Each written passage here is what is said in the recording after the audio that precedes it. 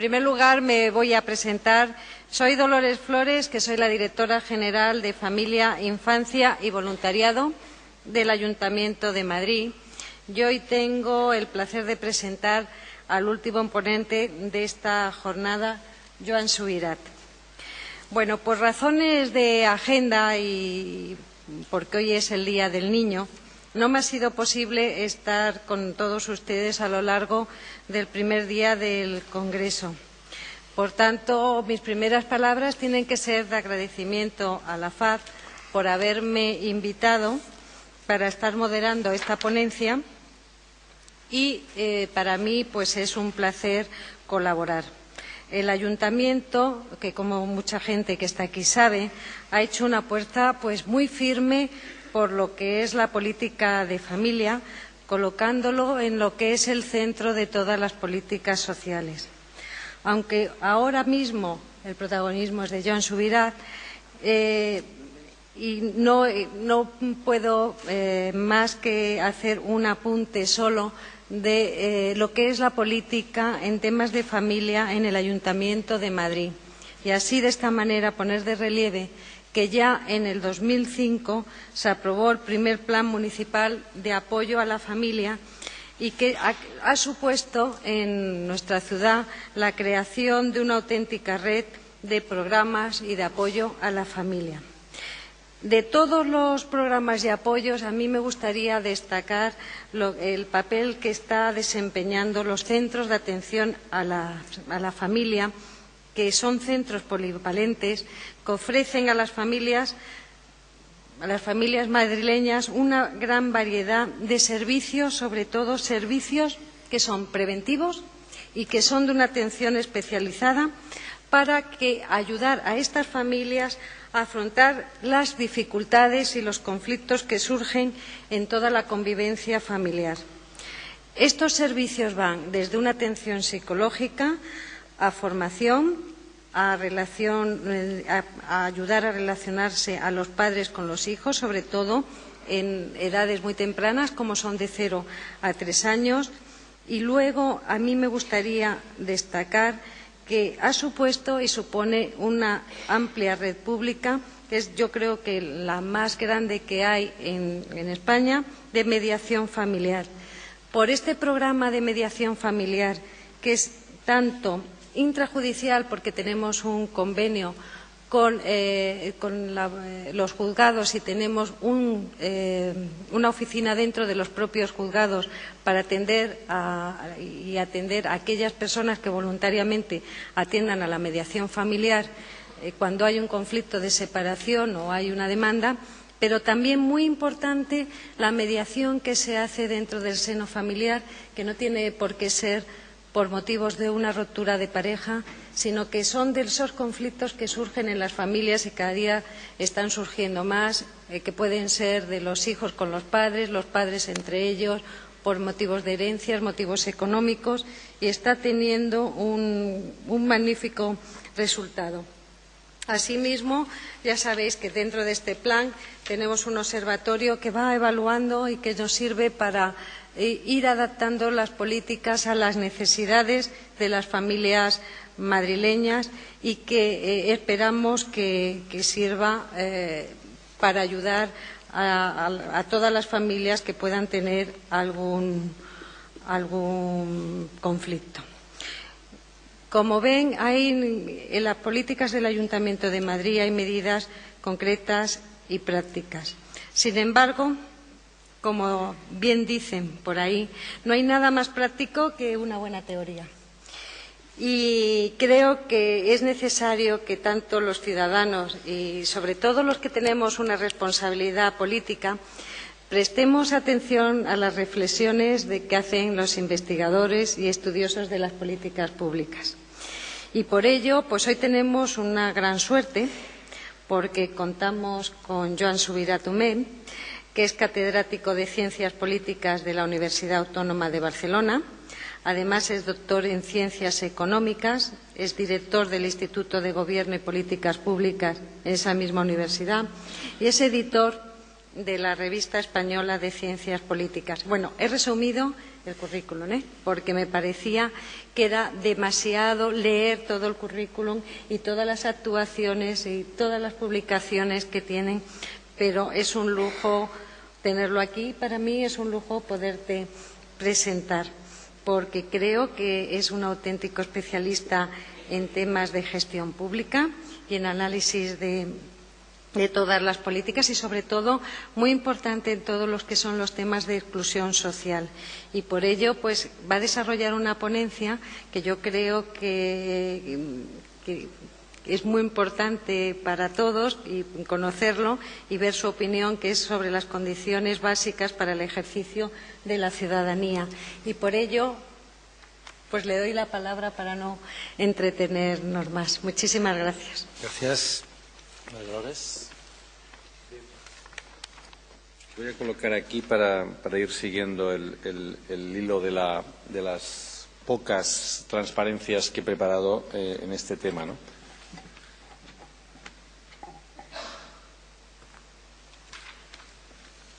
Bien, cuando hablamos de condiciones básicas del ejercicio de ciudadanía, deberíamos quizá empezar a hablar de qué entendemos por ciudadanía, cuáles son los elementos más importantes que tenemos, que desde mi punto de vista constituyen eso a lo que nos referimos cada vez más como ciudadanía, y un poco cuáles son los problemas que hoy están planteados y qué posibilidad de alternativas tenemos, ¿no? Por lo tanto, en mi charla de esta tarde intentaré muy brevemente, porque no tenemos demasiado tiempo, pues plantear los elementos centrales de lo que podríamos llamar un cierto diagnóstico, ver también las bases básicas, los elementos esenciales de lo que llamaríamos los fundamentos de la ciudadanía y, finalmente, intentar introducir algunas propuestas, ¿no?, de cómo enfocar el tema de las políticas, ¿no?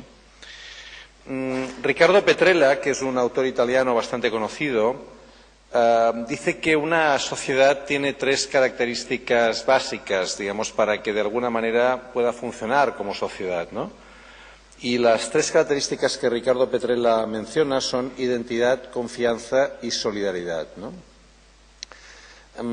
Entonces, bueno, la identidad lo que nos da es un sentido de comunidad, ¿no? O sea, pertenecemos a un mismo ámbito, a un mismo colectivo, a una misma comunidad. Tenemos la sensación de que formamos parte de ese colectivo y, por lo tanto, tenemos un nosotros, ¿no? Lo cual es bastante importante desde el punto de vista, digamos, de la constitución de un cuerpo social, ¿no? Ese nosotros, para que funcione de una manera que no sea constantemente conflictiva, agresiva, etcétera, el conflicto es inevitable en la sociedad, esto es evidente, ¿no? Y además es creativo. Yo no tengo nada contra el conflicto, me parece que es que forma parte natural de nuestras relaciones sociales, pero sí que es importante que el conflicto no sea algo endémico ni enquistado, ¿no?, sino que haya relaciones de confianza, de formar parte de un mismo cuerpo social. Y si existe identidad y si existe confianza, entonces la tercera componente que Riccardo Petrella menciona, que es la de la solidaridad, es posible, ¿no? Ese sentido de reciprocidad, ¿no? Yo hoy por ti, mañana por mí, ¿no? Ese sentido de formar parte de un mismo colectivo. Yo creo que son elementos, yo creo que, como todo, pues discutible, ¿no? Antes hablábamos de la teoría, del papel de la teoría, no deja de ser una forma, ¿no?, una mirada, ¿no?, en relación a las condiciones sociales. Si utilizamos este esquema, diríamos que hoy esos tres componentes tienen ciertas dificultades, ¿no? Es decir, resulta un poco difícil cada vez más saber exactamente a qué nosotros nos referimos, ¿no? Hay mucha fragmentación de identidades. Hemos pasado de una etapa en que socialmente había mucha previsibilidad y continuidad en los estereotipos, en las posiciones sociales, ¿no? La gente nacía en un cierto barrio, a partir de nacer en un cierto barrio, en una cierta familia, casi sabía con exactitud, en un 90% de los casos, cuántos años estudiaría, de qué trabajaría, cuál sería su futuro. Y ahora, digamos, esto es mucho más complicado, ¿no? Hay mucho sentido global y local al mismo tiempo, mucha más movilidad, digamos, es difícil, yo diría, no por razones, ahora sin entrar en temas de nacionalismos y periferias, ¿no? Pero es más difícil simplemente saber exactamente a qué nos referimos cuando hablamos de identidad, ¿no? Hay un libro precioso de un autor francés, que ahora no me acuerdo el nombre, que hace esta frase, dice: son tiempos difíciles para identidades simples, ¿no? Alfred Grosser se llama, ¿no? Y se llama Les identités difficiles, ¿no? Las identidades difíciles, ¿no? Y pone de relieve esta idea de que es una época en la cual constantemente cambiamos de chip, ¿no? Y a veces estamos contra los peatones porque somos, digamos, conductores, a veces somos peatones y estamos contra los conductores, a veces estamos a favor de la continuidad en el trabajo porque, digamos, nos preocupa que la gente no tenga el trabajo continuo, pero al mismo tiempo nos preocupa también la continuidad de los funcionarios porque entonces están a salvo de las discontinuidades del empleo. Es decir, constantemente hay un entrecruzamiento de identidades que yo creo que es significativo el comentarlo, ¿no? Hay gente que un poco dispara por elevación y dice: no, estamos en la época de que deberíamos ser cosmopolitas, ¿no? Pero esa visión más cosmopolita, más de una única identidad, que es el género humano, también es un poco complicado porque al final resulta que estamos en algún sitio concreto, vivimos en algún barrio, en algún pueblo, en algún país, ¿no? Y eso yo creo que también dificulta ese sentido de comunidad, ¿no? También, al mismo tiempo, yo diría que la confianza es un bien escaso en estos momentos que corremos, ¿no? Es decir, que yo creo que hay bastantes autores, ¿no? Por decir algunos, Ulrich Beck, que define nuestra sociedad como la sociedad del riesgo, ¿no? Zygmunt Bauman, ¿no? Que habla de la sociedad líquida, ¿no? De la idea de que todo fluye, no hay pocos elementos sólidos, fijos, ¿no? Esa sensación de vulnerabilidad, de fragilidad, de incertidumbre, de riesgo, ¿no? Hay gente que dice que seguramente no sé si hasta qué punto es cierto, porque esas frases son siempre complicadas de contrastar, pero dice que seguramente es la primera vez en la historia de la humanidad en que no podemos decirles a nuestros hijos que vivirán mejor que nosotros, ¿no? Esa sensación de que siempre habíamos creído en que el progreso era inevitable, ¿no? Somos, lógicamente, hijos de la Ilustración, ¿no? Del siglo de las luces y de la razón. Y esa visión de que la razón siempre nos dará respuesta a todo, no hay ningún límite a nuestra capacidad de crecimiento, podemos, digamos, someter la naturaleza a cualquier tipo de elemento, y ahora nos damos cuenta de que hay cosas que se nos escapan, ¿no? Se nos escapan a nuestra propia capacidad de control. Y al mismo tiempo esas previsibilidades, ¿no? Que antes, digamos, de alguna manera teníamos en muchos campos de nuestra vida, esa sensación de que teníamos una vida, un amor, un trabajo, una familia, ¿no? Que formaba parte de una cierta visión unitaria de la vida. Pues ahora, como dice Bauman, tenemos pues muchos trabajos, algunos tienen muchos amores, ¿no? A lo mejor muchas familias y muchas vidas, no lo sé. Esa sensación digamos, ¿cómo llamaríamos? Pues de liquidez, ¿no? De no previsibilidad en las trayectorias vitales, ¿no? Y al mismo tiempo, seguramente, en el aspecto, esos dos elementos juntos, ¿no? Combinados, generan una cierta ambivalencia en relación a los elementos de solidaridad, ¿no? Es decir, es cierto que a veces resulta que somos muy solidarios con lo lejano y no con lo cercano. Hay una visión muy individualista de las relaciones sociales, ¿no? Seguramente muchos autores consideran que una de las características más importantes de nuestra sociedad es la individualización, ¿no? El proceso de mayor fragmentación individual. Y eso, Robert Castel, ¿no? Que es un gran autor francés que hizo el magnífico libro La cuestión social, habla de que son épocas de desafiliación, ¿no? Es decir, la sensación de que no formas parte, no tienes vínculos claros con nada, ¿no? De desvinculación.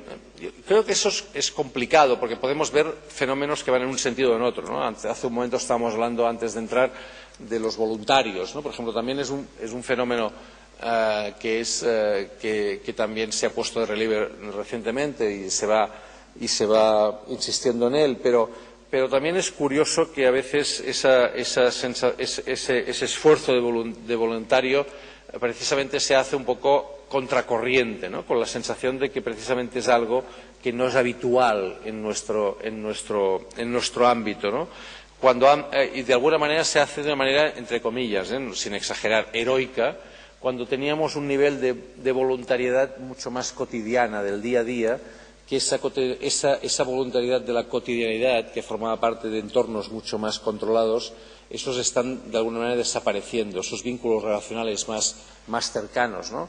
Yo siempre menciono, porque me pareció un dato bastante significativo, pues esa oleada de calor en Francia hace un par o tres de veranos, ¿no? Cuando murieron muchas personas mayores sin que nadie, no por razones de que tuvieran pensiones bajas, ¿no? Sino simplemente por razones de que nadie se dio cuenta de que esa puerta no se abría, de que esa persona no iba a comprar, ¿no? En verano, elementos de soledad, ¿no? Que son elementos que quizá son signos de los tiempos, ¿no? Esa sensación de sentirse más solo en las trayectorias vitales, ¿no? Los convoyes vitales, ¿no? Me gustó mucho un libro que hablaba de que nuestra vida era un convoy, ¿no? Ahora que en Cataluña hablamos mucho de trenes, pues la sensación de que formamos parte de un convoy vital, ¿no? De un tren en el cual vamos acompañados, ¿no? Y decía algún autor que ahora quizá viajamos más solos, ¿no? Esa sensación de hacer viajes más en solitario. Bueno, son aspectos que yo creo que nos ponen de relieve que quizás seguramente si hiciéramos caso a Ricardo Petrella, digamos, no es algo natural, ¿no? Lo que nos lleva a constituir fácilmente vínculos de carácter identitario, de confianza o de solidaridad, ¿no? Si miramos también lo que han sido clásicamente los espacios de socialización en valores, ¿no? Normalmente se ha considerado que la familia, aquí me he olvidado un cuarto factor que ahora me doy cuenta porque lo he preparado justo antes de llegar, familia, territorio, trabajo y escuela, deberíamos decir, ¿no? Son los 4 grandes espacios de socialización en valores, ¿no?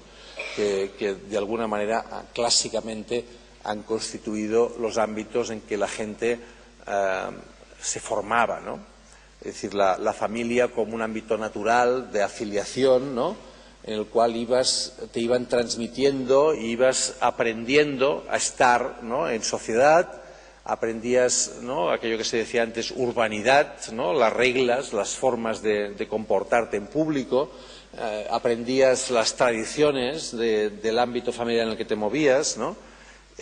Luego tenías el entorno, el ámbito territorial, el barrio, el pueblo, el campo, el sitio en el que estabas, ¿no? Yo me acuerdo mucho pues que yo nací en la ciudad de Barcelona, pero me pasaba 3 meses en verano en un pequeño pueblo donde habían nacido mis padres, Santa Perpetua de Moguda, ¿no? Pues para mí Santa Perpetua era otro ámbito de socialización importantísimo, ¿no? Porque pasaba del ámbito urbano al ámbito rural y allí aprendía muchas cosas que eran imposibles de aprender en el ámbito urbano, ¿no? Y tenía unas experiencias vitales muy significativas. Simpatizo mucho con esa idea de Bertrand Russell, ¿no? Cuando dice que a los 9 años interrumpió su educación para ir a la escuela, ¿no? Pues esa sensación de que él se estaba educando muchísimo, ¿no? En su ámbito natural, en su familia, en su entorno, y luego le llevaron a un sitio donde teóricamente tenía que formarse, ¿no? Con una rigidez de bancos, de espacios. La escuela es un gran ámbito, evidentemente, de socialización, más formalizado, más estandarizado, ¿no? Con una visión mucho más de transmisión de conocimientos, de valores. Y evidentemente el trabajo ha sido, y lo digo en pasado, ¿no? Luego lo comentaré, otro gran ámbito de socialización en valores, ¿no? Yo me acuerdo que mi hermano mediano, que no le gustaba estudiar, a los 14 años pues empezó de aprendiz y en una tienda de estas que vendían tejidos a metros, ¿no? Y él empezó como todos los aprendices en aquella época, pues simplemente yendo a buscar el cántaro de agua a la fuente, volviendo a poner en orden las grandes piezas de ropa que los vendedores oficiales, ¿no? habían desplegado para atender a una señora.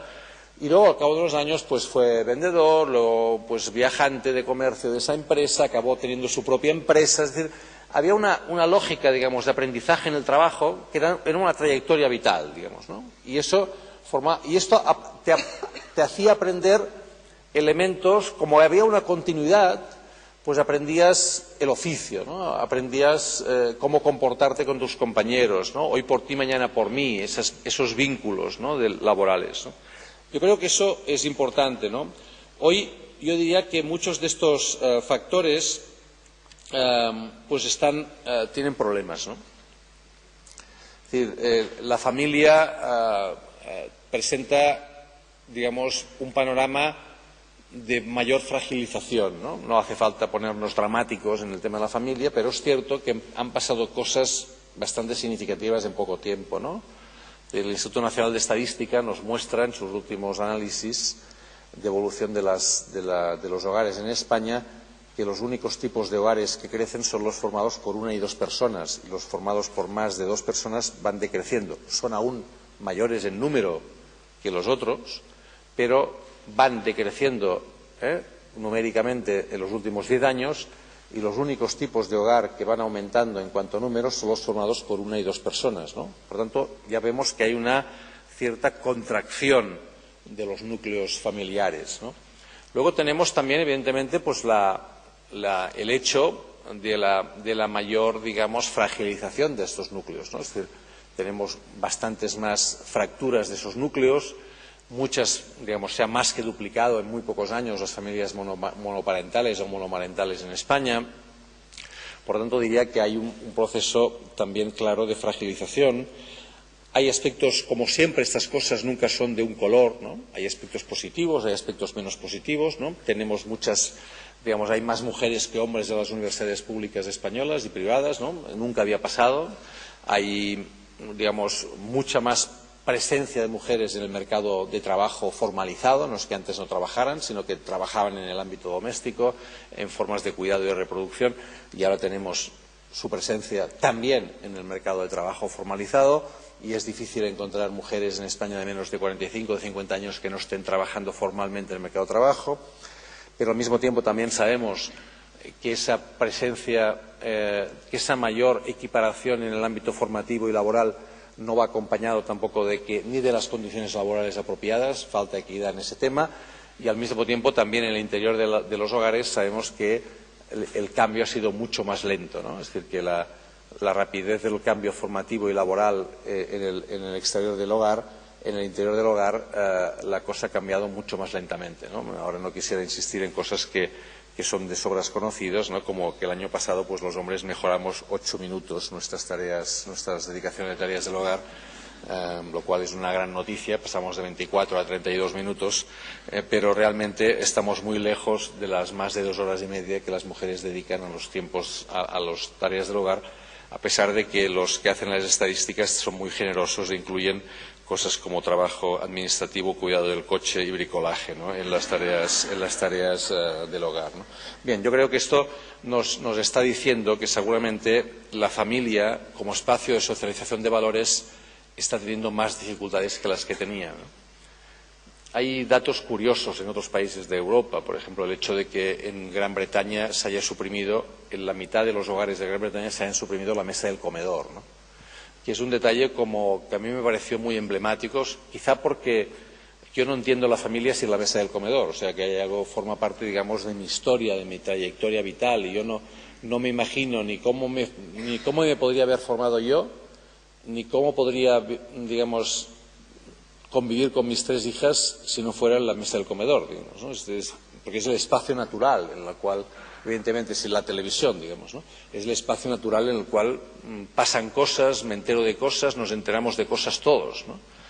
Si han suprimido la mesa del comedor no quiere decir que no coman, sino que hemos de imaginar que siguen comiendo, pero no coinciden, digamos, en ningún momento, no hay necesidad de coincidir, ¿no? Es interesante ver, por ejemplo, la evolución del piso muestra de IKEA, ¿no? Es una cosa que sería interesante que vierais, porque desde que se creó IKEA en España había 2 pisos muestra, que era de 100 y de 60 metros, ahora son de 75 y de 35 metros los pisos muestra, ¿no?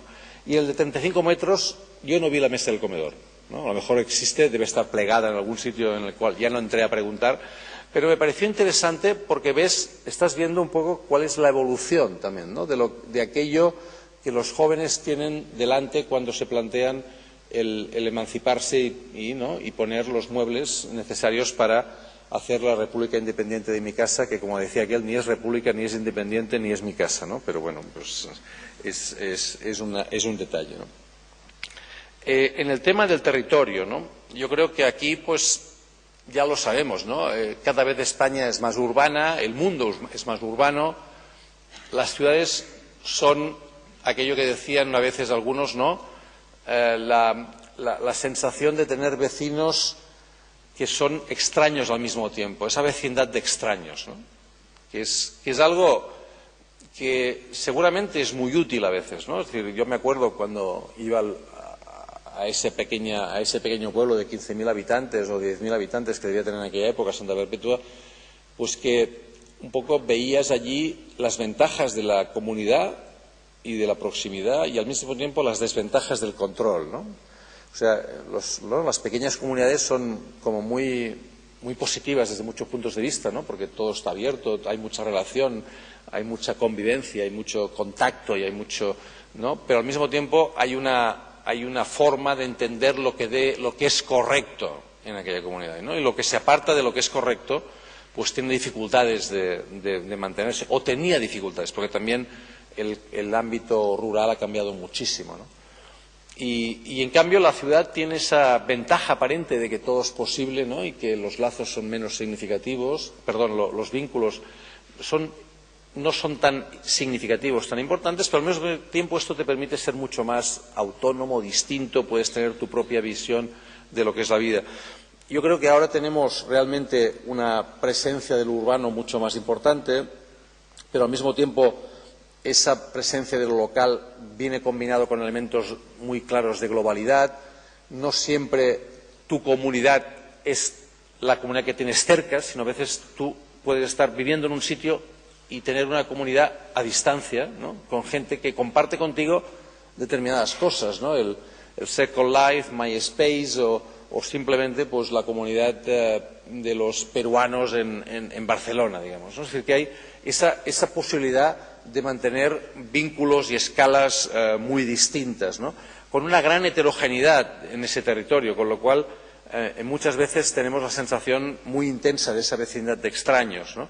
Esa sensación de que las cosas se deslocalizan muy rápidamente, ¿no? Es decir, la economía se ha deslocalizado, la gente se mueve mucho más que antes, hay movilidades forzadas espectaculares, ¿no? Es interesantísimo ver los análisis de movilidad de las grandes ciudades. No sé, yo el otro día vi el estudio de movilidades en Barcelona y es increíble cómo la gente se mueve para arriba y para abajo, y no siempre por movilidades forzadas, ¿no? De todo tipo, ¿no? Y realmente es muy significativo esa sensación de no vínculo, ¿no? Con el territorio en que muchos casos, y eso hace más difícil el compartir con los demás, ¿no? Esa vida de barrio o de proyecto, digamos, ¿no? En el campo del trabajo es evidente que tenemos, yo diría, mucha mayor precarización que antes, ¿no? No descubro nada, ¿no? Si digo que el 62% de los jóvenes de 16 a 25 años en España trabajan en condiciones de temporalidad, ¿no? Siempre pongo el ejemplo pobre de mi hija, que no sé si algún día se entera de que la pongo como ejemplo, de mi hija mayor, que tiene 22 años, que recibió la carta de cotización de la Seguridad Social y tiene pues 8 meses cotizados, ¿no? La recibió hace 3 semanas, 17 trabajos, ¿no? Es decir, la proporción trabajos, meses de cotización es bastante espectacular, ¿no? Bueno, pues esto es bastante, ¿no?, lo normal. Es decir, mis alumnos me dicen, profe, he pillado un trabajo, la semana que viene no vendré, ¿no? Porque el trabajo les despilla la semana siguiente, ¿no? Es decir, hay una relación muy fluida con el trabajo, ¿no? Y no hay esa sensación de que el trabajo forma parte del trayecto vital. Es difícil que el trabajo socialice en valores hoy, cuando tenemos mucho trabajo precario, mucho trabajo discontinuo, mucho trabajo con condiciones de trabajo laborales que son distintas uno del lado del otro, ¿no? Y hace esto muy complicado, ¿no? Fijaos simplemente un dato, ¿no? Es decir, Comisiones Obreras en Cataluña tiene afiliados el 52% de los trabajadores de la Caixa, ¿no? Y en cambio tiene afiliados el 0,5% de los trabajadores del sector de hostelería y de bares, ¿no?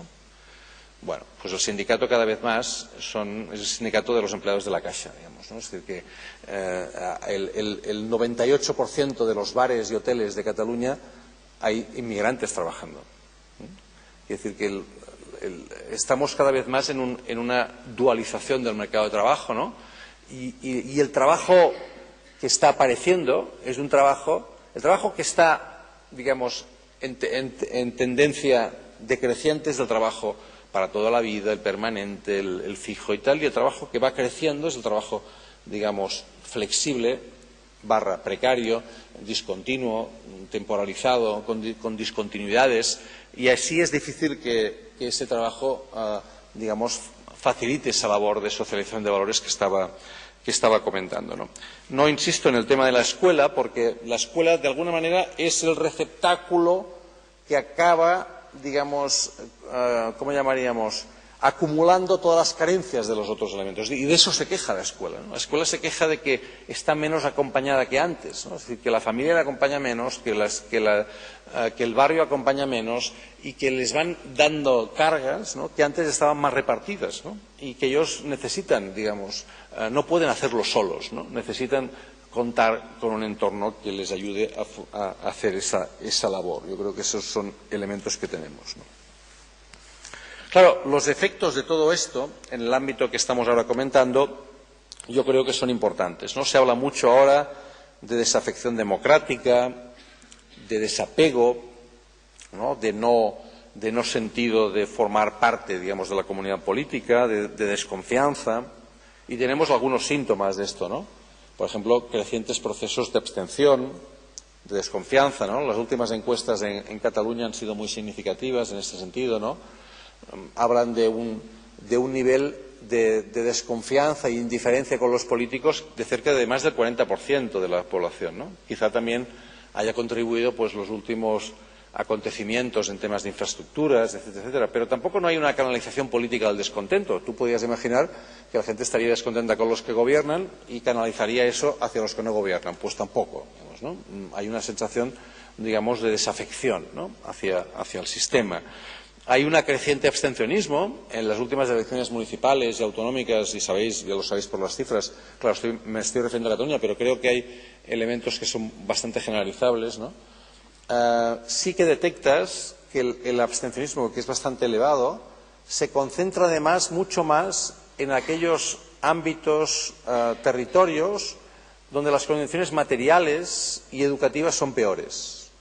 Es decir, por ejemplo, yo que sé, Badalona ciudad, que es una ciudad al lado de Barcelona, pues en el centro de Badalona, donde los niveles educativos son más altos, vota el 60-70% de la población, y en cambio en Pomar y Ecià, que son los barrios un poco con más dificultades, pues allí vota el 20, el 25, el 30% de la población, ¿no? Y esto es bastante genérico, ¿no? Sarrià Sant Gervasi en Barcelona es donde se vota más, y en las Corts, y donde se vota menos, pues es en el Besòs, en el Raval, en la Mina, ¿no? Es decir, en los barrios donde hay, digamos. Entonces, esto es complicado porque va generando ese síntoma que ya conocemos también, porque en Francia, en todo el episodio de las Vallies, yo creo que fue muy significativo, ¿no?, de aquellos que decían, es que quemamos coches porque nadie nos oye, nadie nos escucha y no formamos parte del paisaje, digamos, ¿no?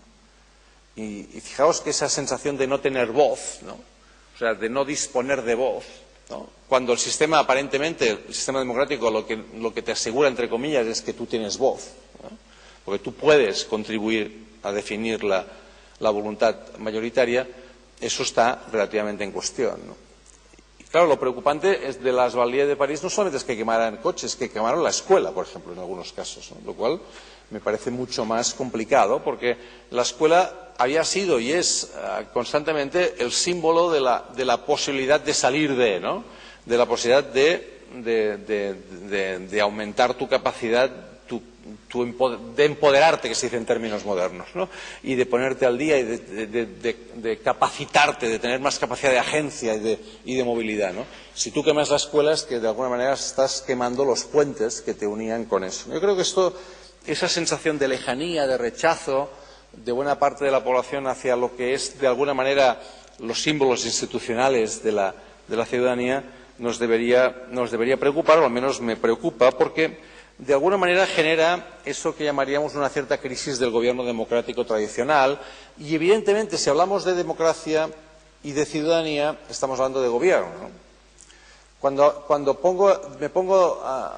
Cuando me refiero a esos dos ejes, legitimidad y funcionalidad, creo que los dos tienen problemas hoy, ¿no? El eje de la funcionalidad, que sería el eje de hasta qué punto los poderes públicos, ¿no?, que son los representantes de la ciudadanía, son capaces de resolver problemas de la cotidianidad, del día a día, de las personas mayores, de los niños, de la movilidad, de los tiempos, de la sobrecarga de trabajo, ¿no? Esa sensación de que la vida cada vez es más complicada, digamos, ¿no? Se hace más difícil y más compleja y la gente tiene la sensación de que está menos acompañada, ¿no? Y hay problemas de funcionalidad, digamos, allí, ¿no? Y luego hay temas de legitimidad que son también importantes, ¿no? Que es esa sensación de que el sistema me representa, yo estoy representando en el sistema, es legítimo, ¿no? Claro, teóricamente las dos cosas son complicadas, ¿no? Es decir, necesitamos gobiernos que sean más capaces de responder a los problemas concretos del día a día, de la cotidianidad, pero no solamente que nos respondan a esos problemas sin atender tampoco a problemas de legitimidad, sino que también esperamos que esos gobiernos lo hagan con unas ciertas formas, una forma de hacer, etcétera, con lo cual nos sintamos representados, ¿no? Es decir, y al mismo tiempo tampoco no queremos un gobierno que vaya de buen rollo, ¿no? Y que haya muy buen rollo, pero que luego resulte que a la hora de la verdad los problemas concretos de la cotidianidad cada vez son más complicados, ¿no? Y ciertas cosas de estas están pasando, ¿no? Es decir, que esa crisis de legitimidad y de funcionalidad yo creo que está bastante presente. Bueno, hasta aquí un poco el diagnóstico, ¿no? Es decir, elementos que creo que nos están complicando el ejercicio de la ciudadanía, ¿no? Estuve mirando un libro para preparar estas reflexiones, que es de Ian Gath, ¿no? Un libro que se publicó primero en inglés, luego en español, se llama Necesidades Básicas, Basic Needs. Y Ian Gath pone de relieve un poco los elementos centrales que desde su punto de vista constituyen las bases materiales básicas, ¿no? Esenciales para que la gente pueda formar parte de una sociedad, ¿no? Y él habla de tres elementos que extiende muchísimo en el libro, ¿no? Que son salud, autonomía y autonomía crítica, ¿no? Yo los he resumido un poco con estas características, ¿no? Es decir, si una persona no tiene salud, una salud básica, ¿no? En la idea más de la OMS, ¿no? No de carencia de enfermedad, sino de salud en el sentido de formar parte, ¿no? De sentirte cómodo e integrado en tu comunidad y en la convivencia, eso es muy difícil, ¿no? Y aquí tenemos personas en nuestras comunidades que tienen problemas de salud en este sentido, es decir, de bases físicas, de materiales, prevención. Fijaos, no tengo los datos de Madrid y seguro que son distintos, pero en Barcelona una persona que vive en el Raval o que vive en Sarrià Sant Gervasi, su esperanza de vida tiene 7 años de diferencia. O sea, hay 7 años de diferencia entre una persona que vive en un cierto barrio de la ciudad y en otro. Y hay una correlación fantástica con los temas educativos. Una persona bien educada, su esperanza de vida crece. Una persona con peor educación, su esperanza de vida decrece, ¿no? Hay un estudio que se publicó en la Revista Española de Investigaciones Sociológicas donde se hace un análisis muy pormenorizado de todas partes de España, la relación entre salud y educación. La educación tiene mucho que ver con la capacidad de prevención sanitaria. Y cada vez más tenemos dificultades en los temas de salud, ¿no? Porque los riesgos aumentan, el acompañamiento aumenta y la gente del sistema sanitario se queja de que les llegan personas cuyos problemas no son estrictamente sanitarios, son sociosanitarios, de convivencia, ¿no? Es decir, que allí hay mezclas, y esto lo vemos en cualquier ámbito, en el ámbito de la escuela, de la salud, del trabajo social. Es decir, las personas nos llegan con mochilas cada vez más, con problemas más complicados, más mezclados, ¿no? Donde no se distingue muy bien una cosa de la otra, ¿no? Claro, los temas de autonomía, ¿no? Son muy importantes, ¿no? Aquí yo destacaría sobre todo educación. Yo creo que aquí tenemos un gran problema en España con el tema educativo, sobre todo en el ámbito de los adultos.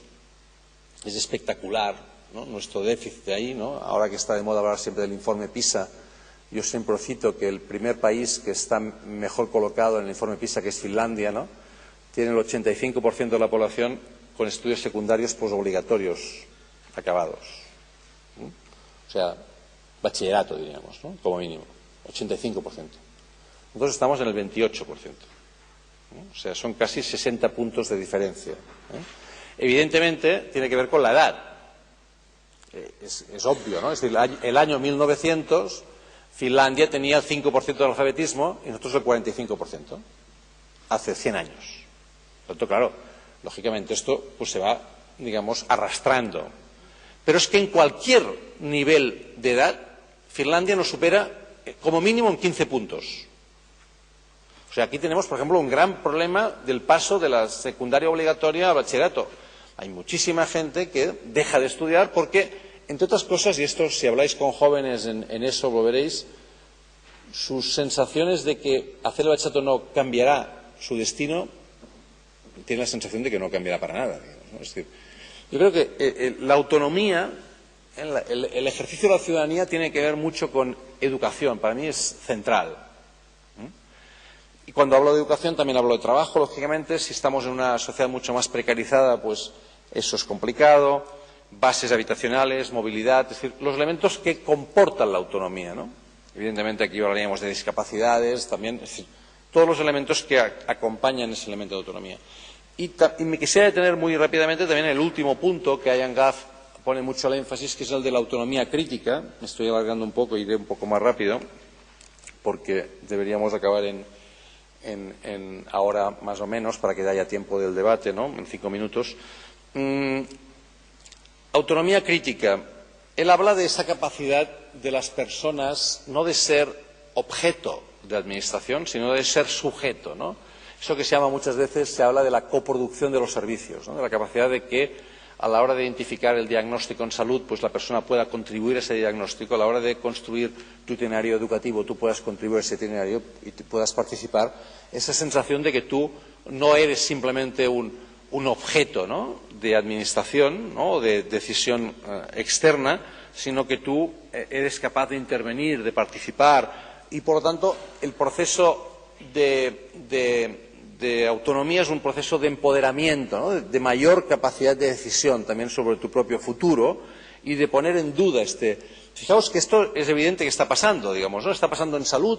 Cada vez más hay más gente que busca respuestas que no encuentra en el sistema sanitario, en el sistema, digamos, alternativo, ¿no? De las medicinas alternativas, porque encuentra formas de empatía y de relación que no encuentra en el sistema convencional. Hay personas que nos hablan de su voluntad de buscar fórmulas de educación alternativas al sistema educativo convencional. Es decir, tenemos un claro proceso de personas que no por razones, digamos, extrañas, sino por razones de reflexión, piensan que ellos también son capaces y deberían ser capaces de formar parte de aquel proceso de decisiones en el cual se decida qué es salud, qué es educación, y ellos también les gustaría formar parte de esto. Yo creo que esto también es importante tenerlo en cuenta, ¿no? Esos elementos básicos del ejercicio de la ciudadanía. Valores para el ejercicio de la ciudadanía. Muy rápidamente también. Yo creo que hay 3 esenciales desde mi punto de vista, que son igualdad, autonomía y diversidad.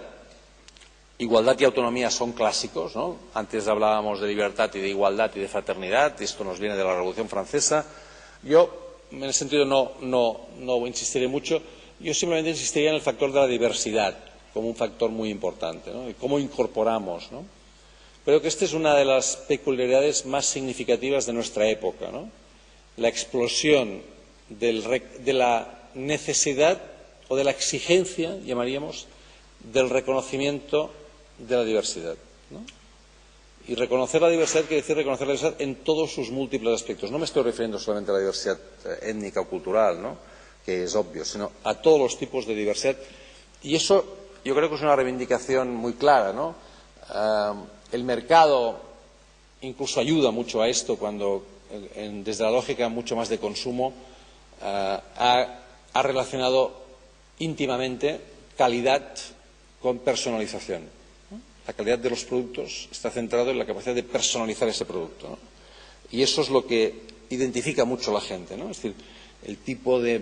Claro, si queréis, con un nivel de consumismo adictivo, ¿no? Ese cambio constante de los teléfonos móviles, de los iPods, pero al mismo tiempo ese canto a la diferenciación, a través del consumo es una cosa que es muy clara y que también tiene efectos en ese ámbito muy concreto. Y luego, evidentemente, pues está todos los elementos de diversidad étnica, cultural, religiosa, familiar, sexual, etcétera, etcétera, etcétera, que tenemos muy claro. Pero yo creo que eso es importante porque, además, desde el punto de vista de la administración o de las administraciones públicas, es algo complicado. Pero las administraciones públicas no están construidas para atender la diversidad, están pensadas para atender la homogeneidad. Y eso es complicado, ¿no? Las administraciones públicas tienen ahí un problema serio de futuro, yo diría.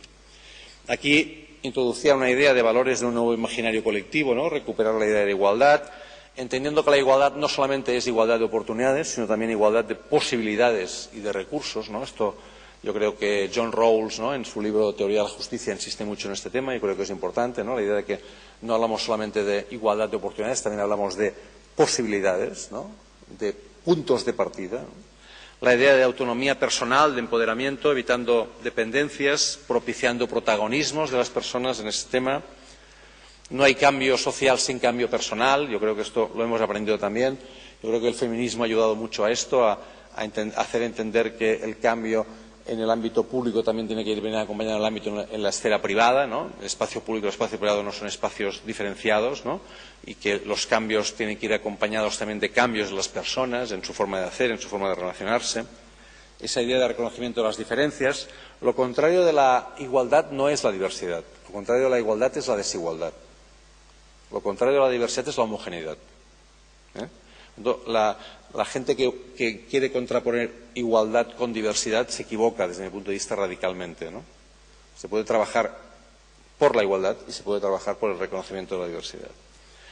Y hay un tema muy importante desde mi punto de vista, que es todo lo que lleve al fomento de los vínculos de solidaridad y de las redes comunitarias, ¿no? Yo creo que el desarrollo económico sostenible es difícil que funcione sin reciprocidad y sin solidaridad. Y luego comentaré muy brevemente esto, ¿no? Elementos de cambio. La Unión Europea está trabajando mucho en lo que llama políticas de ciclo vital, ¿no? Estamos acostumbrados a ver las políticas como sanidad, educación, trabajo social, vivienda, ¿no? Cada vez más se está hablando de las políticas que respondan a los momentos de la vida de las personas, ¿no? Cómo trabajamos con la fase 0,3, con la fase 3,6, con la fase 6,12, ¿entendéis? O sea, cómo construimos políticas que sean capaces de responder de manera integral a esos momentos vitales, ¿no? Y no de manera segmentada, profesionalizada. Esto quiere decir trabajo integrado, trabajo en red, es decir, quiere decir formas de cambio, ¿no?, en las formas de hacer, servicios más integrados, ¿no? Una escuela infantil con una trabajadora familiar, si puede ser cerca del centro de asistencia primaria, es decir, esa idea de vinculación de los servicios de manera más integrada y de trabajo, digamos, en red de los profesionales, ¿no? Y esto es muy importante, ¿no? Esa idea de cómo trabajar también en formas de solidaridad económica, ¿no? Cómo desde las administraciones públicas propiciar formas de economía social, cláusulas de economía social, no solamente cláusulas ambientales. Yo creo que ahora que tenemos todo el tema de las posibilidades de la ley de la dependencia podríamos trabajar más por ahí, el cómo logramos que se creen cooperativas, agrupaciones, es decir, formas de trabajo de economía más integradas. Desde mi punto de vista, seguramente es muy rápido, muy útil y muy cómodo contratar una gran empresa como Eulen para que haga no sé qué servicios de todo tipo, pero la práctica luego te resultará más complicado, porque si tú quieres establecer, como digo al final, procesos de construcción social, lazos, vínculos, ahí también tendrás que invertir para que eso se produzca, ¿no? Y eso también es una fórmula de crear tejido y red social, ¿no? Los temas de descentralización y de proximidad, yo creo que es muy difícil dar este tipo de respuestas políticas si no se hace desde cerca. Creo que tenemos una gran asignatura pendiente en España, que es el reforzar a los municipios. Debería ser nuestro gran objetivo, ¿no? Hacer mucho más fuertes a los municipios, a los territorios, porque es la única forma que tenemos, yo creo, racional de enfrentarnos a los problemas que tenemos delante, si lo queremos hacer a partir de ciertas ideas como las que aquí comentaba, ¿no? Y finalmente, entender que las políticas no son políticas. Cuando hablo de políticas no quiere decir que esté hablando de políticas en el sentido del monopolio de los poderes públicos, sino de políticas combinadas, ¿no?, con las personas, con los mercados, con las redes sociales, con los poderes públicos. Es decir, yo soy muy favorable a una visión plural de las políticas y una idea de lo público entendido como algo compartido, no solamente lo público como algo de los poderes públicos, sino algo de responsabilidad colectiva, ¿no? Y no creo que haya nada más. No. Bueno, pues muchas gracias y estoy a vuestra disposición.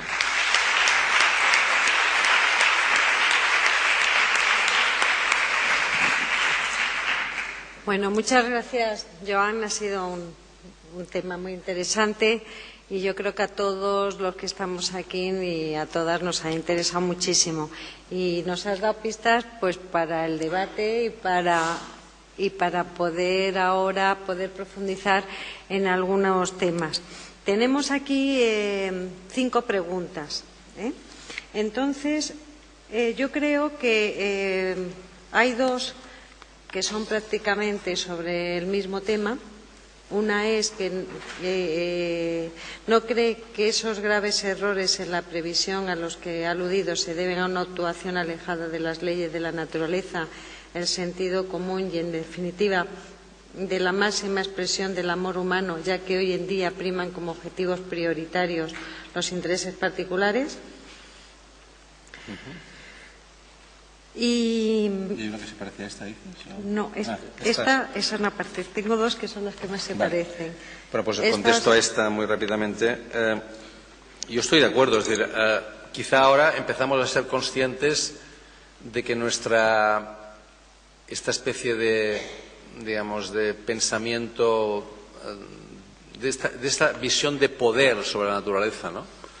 Y de que todo es posible, de que todo es solucionable y de que no hay límites a nuestra capacidad de intervención, quizá ahora nos ha llegado el momento de aprender, ¿no? esa lección, ¿no? De que hay límites muy claros, ¿no?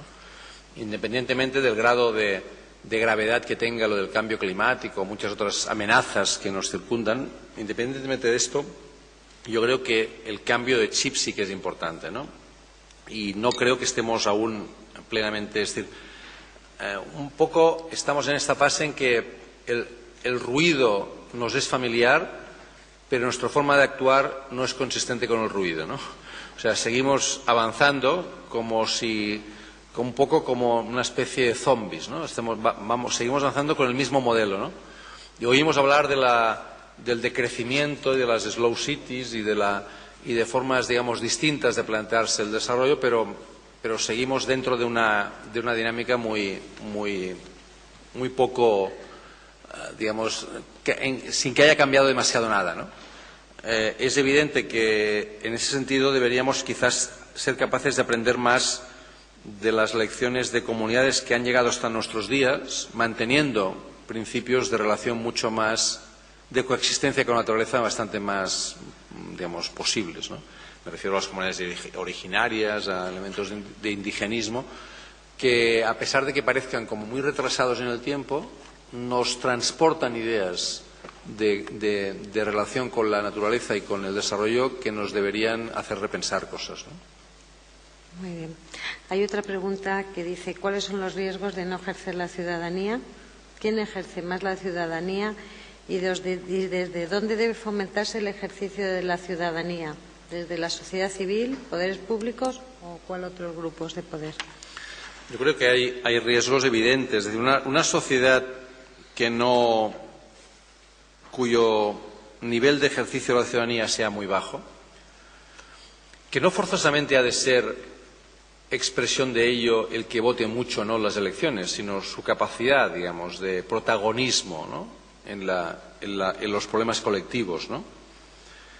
Yo creo que esa sociedad es mucho más vulnerable, ¿no? Tiene muchas más posibilidades, como se llama a veces los expertos dicen, de anomia, ¿no? de fractura interna, ¿no? Las sociedades que tienen internamente niveles, digamos, de movilización social más claros, más de abajo arriba, no de arriba abajo, pues son en ese sentido más sólidas, más estables, ¿no? Nosotros no tenemos una gran tradición en España de una visión del poder y de la ciudadanía muy activa, ¿no? Más bien nuestra tradición es una tradición autoritaria, ¿no? Y por lo tanto ha habido pocos espacios en que la gente, es decir, por ejemplo, la concepción de lo público es bastante curioso, a veces lo digo en broma, ¿no? Esa imagen de que estamos barriendo en casa, llegamos a la puerta de casa, ¿no? Abrimos la puerta, decimos clac clac y cerramos porque lo de fuera no sabemos de quién es, ¿no? Pero no es nuestro, ¿no? Eso es una visión muy propia de aquí, ¿no? En el cual un poco la tradición ha sido no te metas mucho en las cosas de fuera porque se van a complicar, ¿no? Esa visión de lo colectivo como algo extraño y esa visión del poder político con unas relaciones muy clientelares, muy poco, digamos, sólidas, ¿no? Yo creo que eso es no pasa nada, digamos, forma parte de nuestra historia y nuestra historia perfectamente es modificable, ¿no? pero es cierto que tenemos más dificultades. Yo siempre pongo el ejemplo, ¿no? No es de que Gran Bretaña sea un gran ejemplo para muchas otras cosas, pero es cierto que, por ejemplo, tiene una visión del poder mucho más de abajo arriba. Yo siempre me ha sorprendido ir a Gran Bretaña y ver estas grandes manor houses, ¿no? Y estos grandes parques, y en todas partes pone National Trust, ¿no? Yo pensaba que era una institución pública hasta que me enteré pues, que es una ONG, digamos, de 1 millón de afiliados, que es el primer propietario de casas y de terrenos de Gran Bretaña. Se fundó el año 1900 por un grupo de británicos que decidieron que querían conservar el patrimonio natural, paisajístico y de grandes casas, digamos, de Gran Bretaña, y se pusieron a hacerlo. Y ahora, pues, y esto pone de relieve una sensación de responsabilidad por lo público no por lo de los poderes públicos, por lo público como colectivo, que aquí de alguna manera deberíamos ser capaces de... ¿Y cómo hacerlo? Hombre, yo creo que, por ejemplo, el capital social más potente que tenemos nosotros en España es la familia. Deberíamos ir con cuidado de no perder ese capital social, pero es un capital social, los ingleses dicen bonding, ¿no? Es un capital social que mira hacia adentro. Necesitamos capital social que mira hacia afuera también, sin perder el capital social que mira hacia adentro, porque este es muy potente, ¿no? Una de mis preocupaciones con el tema de la ley de la dependencia, que yo creo que es importante, es que rompamos esa tradición. Por lo tanto, es importante ayudar a que eso se mantenga, pero en cambio, al mismo tiempo, generar vínculos con el exterior, ¿no? Es decir, hacer un capital social que sea, dicen, bridging, ¿no? Que genere puentes, o linking, ¿no? Que haga lazos, vínculos, ¿no? Es decir, es evidente que Sicilia tiene una gran tradición de capital social bonding, ¿no? No sé si os acordáis, una cosa que se llama la Cosa Nostra, ¿no? Bueno, pues este es un capital social muy potente, ¿no? Pero que mira más bien hacia adentro, ¿no? Evidentemente es muy importante y es difícil imaginar Sicilia sin esto.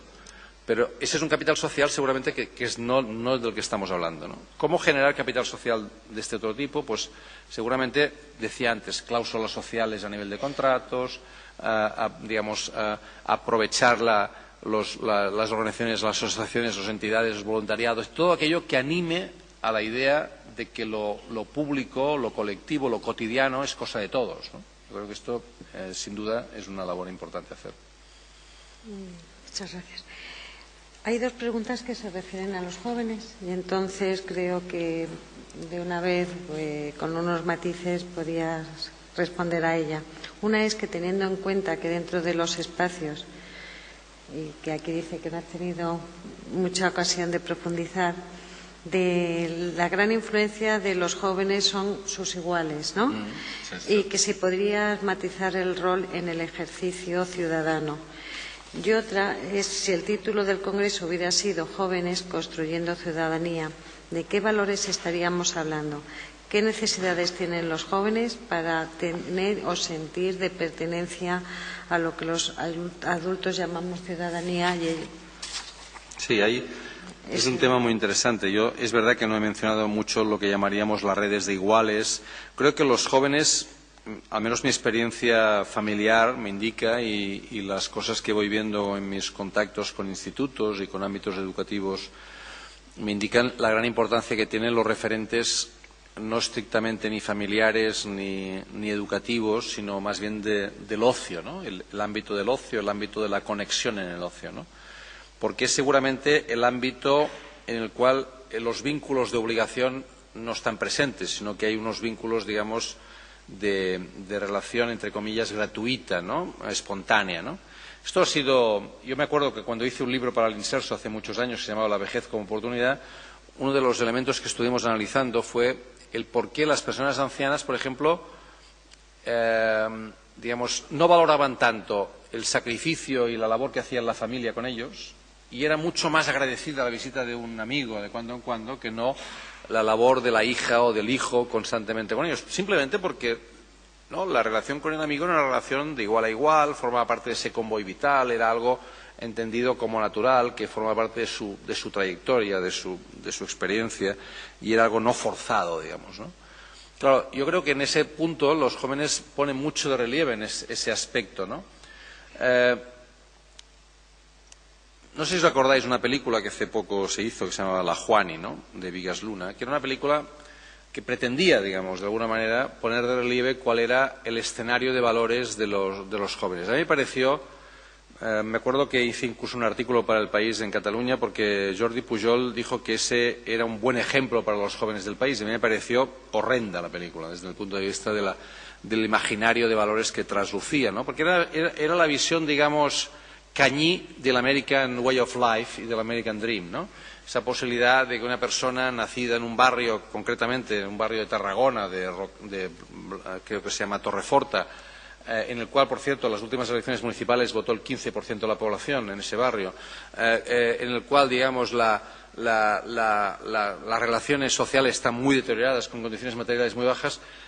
Esa persona, esa Juani, el único sitio donde su aspiración era simplemente llegar al fin de semana y su trabajo era lo de menos, trabajaba de cajera en un supermercado, no me acuerdo si era Día o Lidl o cualquier cosa de estas, y su único vínculo era pensar en cómo quemar el fin de semana lo más rápidamente posible y lo más brutalmente posible, ¿no?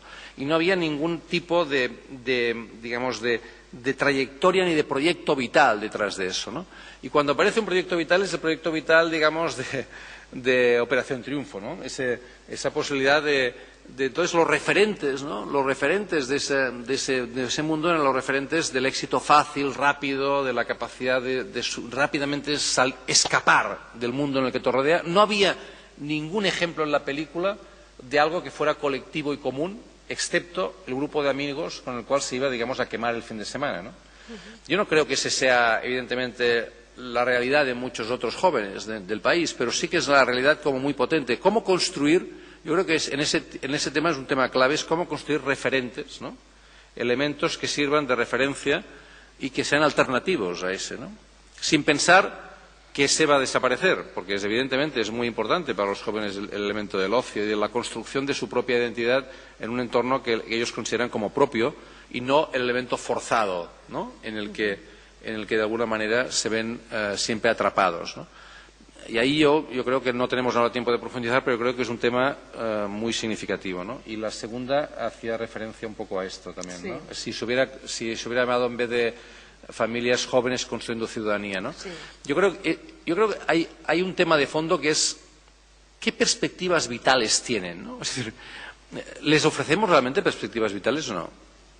O su perspectiva vital, la única perspectiva vital que tienen delante es la de que serán en tanto y en cuanto puedan consumir, ¿no? O sea, este es un poco el único referente en el que aparece, ¿no? Es decir, la idea de construcción de tu ego, ¿no?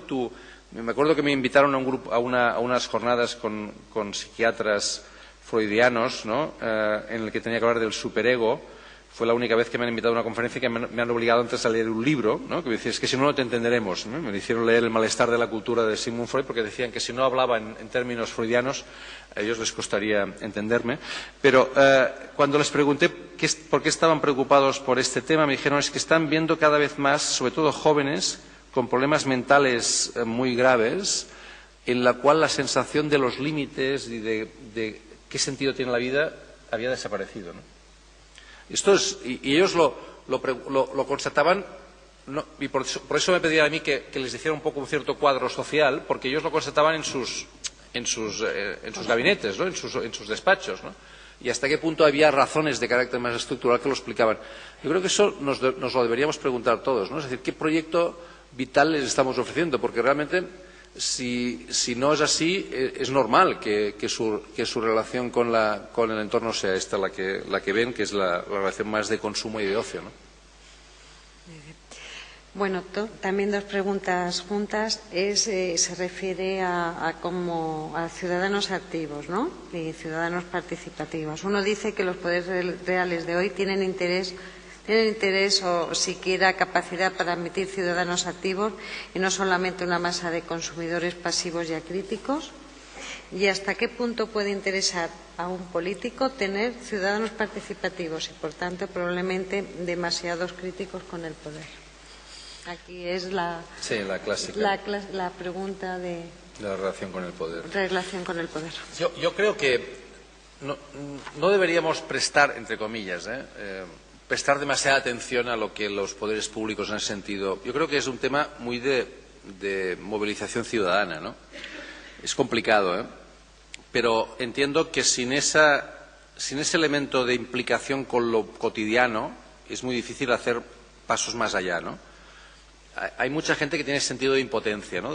No están contentos con sus vidas, tampoco ven demasiadas salidas y ese sentido vital lo tienen que encontrar, yo diría, también en la relación, evidentemente, con elementos globales. A veces se traslada mucho cuando hay desgracias en el mundo, ¿no? Se traslada ese sentido de solidaridad hacia el exterior, pero también hay la vida cotidiana, el día a día, ¿no? Y cómo construir el sentido de implicación colectivo en la cotidianidad, ¿no? Y trabajar con lo local y con lo global, ¿no? Yo creo que es evidente que los poderes públicos pueden estar incómodos con una ciudadanía más activa, pero al mismo tiempo también están incómodos con no tener referentes sociales, ¿eh? O sea, no es cómodo tampoco para un poder partir de una masa indiferenciada en la que la única relación sea los medios de comunicación, etcétera, porque entonces es difícil recibir señales. Y si no recibes señales, es difícil saber si lo que estás haciendo funciona o no funciona. Es decir, es importante recibir señales y es importante desde la ciudadanía transmitir señales. Y es importante desde la ciudadanía seguramente entender que lo público no es sinónimo a poderes públicos, sino que hay una responsabilidad colectiva, lo cual no quiere decir que no todo el mundo no quiere decir difuminar las responsabilidades, ¿no? Todo el mundo es responsable de lo que es, etcétera, etcétera. Pero esa mayor exigencia ciudadana es un elemento importante. Seguramente tendríamos poderes públicos más fuertes si nosotros fuéramos también más fuertes, ¿no? Esa sensación yo creo que, o esa situación se da. En esa especie de rombo que he puesto yo de políticas públicas, seguramente veríamos como en distintas partes de España distintos niveles de movilización social dan distintos tipos de componentes políticas, ¿eh? O sea que veríamos, ¿no?, como ciertos grados de movilización y de asociacionismo, de implicación social, dan resultados distintos en las políticas públicas en cada uno de los sitios, ¿no? Por lo tanto, esto no es, digamos, no es baladí, ¿no? Acaba siendo significativo. Yo creo que los políticos están preocupados porque saben que el sistema representativo tradicional tiene algunas dificultades, ¿no? Es decir, porque no les permite tener un cheque en blanco para hacer lo que quieran durante 4 años, y necesitan incorporar también señales de la ciudadanía, y en ese sentido esto es algo positivo, ¿no? Bueno, pues muy bien. Bueno, ya la última y ya terminamos el día de hoy. Y la pregunta es: diferencias entre identidad y nacionalismo. ¿Cuál puede ser la evolución de los nacionalismos en los aspectos económicos, político y social? Esto es para ser la última, ¿no? Por eso lo he dejado para lo último, porque me parecía que aquí teníamos que hacer un tratado. No, muy rápidamente, ¿no? Esto es imposible. Yo hice una vez un artículo que se llama Patriotismo de barrio, ¿no?, en el cual intentaba poner en relieve que yo creo que la identidad es importante en cualquier aspecto de la vida, ¿no? En el sentido de formar parte de la comunidad más cercana posible, que es la de tu barrio, y sentirte implicado en ese barrio, ¿no? Yo creo que esto es importante y, por tanto, para mí es bueno tener patriotismo de barrio. Y no me gustan aquellos que dicen que la única forma de que la única patria es la humanidad, ¿no? O la visión esa muy cosmopolita, ¿no?, de que yo soy una persona humana y, por tanto, mis lazos. Es evidente que esto es así, pero yo creo que para empezar a tener lazos de humanidad y con todo el mundo es importante tener lazos con lo que tienes al lado, digamos, ¿no? Y esa es una escala, digamos, ¿no? Por tanto, yo soy del barrio del Farró, y soy de Gracia, y soy de Barcelona, y soy catalán, y soy español, y soy europeo, y para mí eso es es una forma de compartir identidades que a veces es contradictoria, a veces no, a veces es cómoda, a veces es más incómoda, pero que forma parte de mi realidad. Y yo no sería Joan Subirats si no tuviera esas identidades complejas, ¿no? Y esto me hace a veces ser contradictorio y tal, pero yo creo que esa visión de identidad es importante. ¿Por qué lo digo? Porque seguramente lo del nacionalismo, que era la pregunta en el fondo, yo creo que forma parte, digamos, de esa curiosa situación en la que estamos, que aparentemente cada vez somos más globales, y cada vez, en cambio, aparecen más fragmentación de nacionalismos e identidades más pequeñas. Y eso no es curioso, es el escenario. El escenario es de que seguramente cuanto más globalizados estemos, más aparecerá la necesidad de tener vínculos y lazos y sentirte. Y lo que tenemos que conseguir es hacer que eso no sea del todo contradictorio, ¿no? Contradictorio siempre lo será porque la vida es conflictiva, ¿no? Sino que sepamos trabajar con esas complejidades y con esas tensiones, yo le llamaría, ¿no? Por lo tanto, el futuro de los nacionalismos no sé cuál será. Yo creo que el futuro de las identidades es seguramente un futuro de complejidad y de convivencia no siempre pacífica, bueno, pacífica sí, una convivencia no siempre fácil, pero esperemos, ¿no?, que con la capacidad de poner por delante siempre aquello que nos une más que aquello que nos separa, ¿no? Bueno, muchas gracias. Bueno.